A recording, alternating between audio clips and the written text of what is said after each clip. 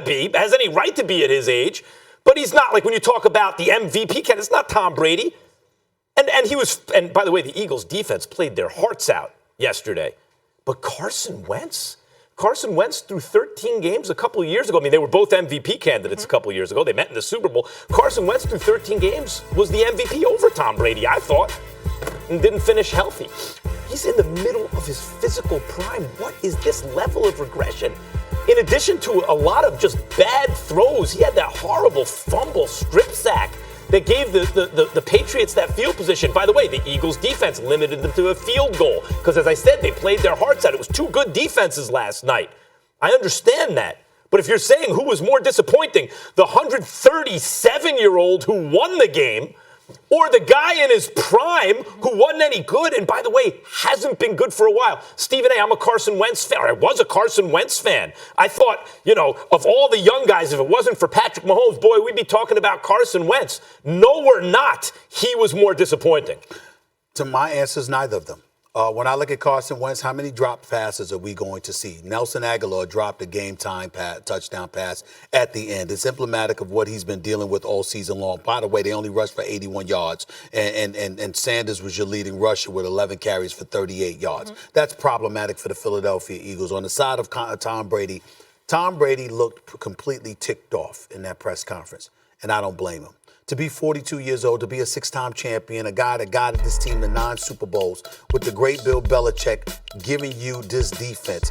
Why do you think that as much of a headache as Antonio Brown was, Tom Brady welcomed him with open arms, even offered to give him a spot at his pad, at his crib? Tom Brady, I mean, this is a guy that's being accused of assault now. And Tom Brady still wanted this dude in his home with his wife and kids and said, you know what, let him come here. Why? Because at 42, he's looking at the talent that he's got to work with. He's like, you got to be kidding me. Mm-hmm. You got to be kidding me. I mean, your best receiver is your slot guy in Edelman. You've got no you've got no outside threats whatsoever. The level of talent that he and the Patriots are bereft of has put him in such an incredibly disadvantaged position. You actually find yourself, if it were not for all the championships and all the trips, you actually find yourself feeling sorry for them, even though they're 9-1. That's why it's incredible what he's doing, Stephen A., but the fact is, let's get this straight. Let's not get it bent here. Beginning of his career, Tom Brady couldn't take no protection and no outside speed and do much with it, right? He was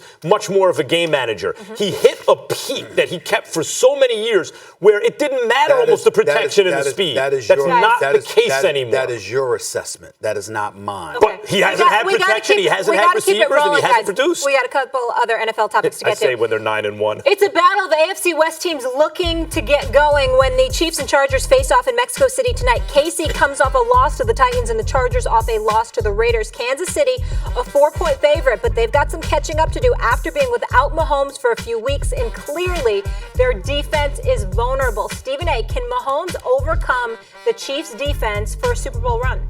For a Super Bowl run, yes. For a Super Bowl appearance, no.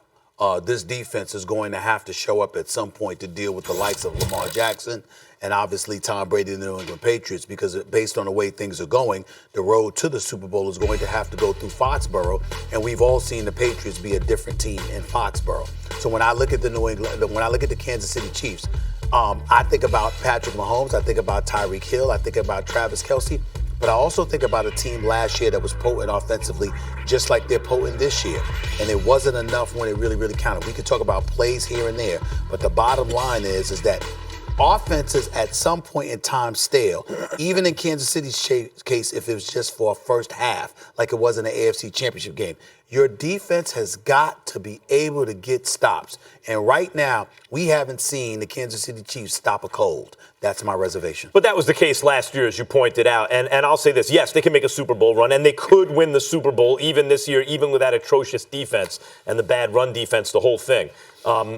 Look, you don't pick one team against the field in the NFL.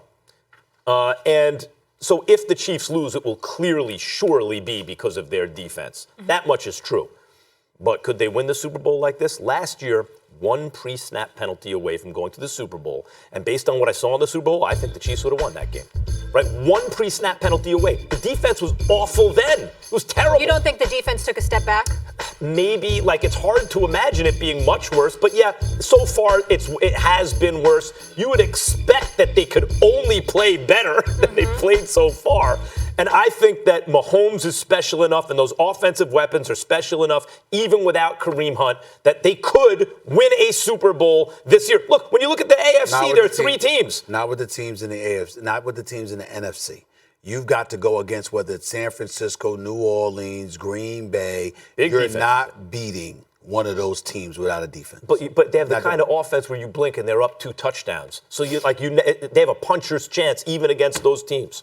Okay. All right, we'll leave it there, guys. Much more to come on First Take. The Cowboys took care of business against a Staffordless Lions squad. So are they Super Bowl contenders again?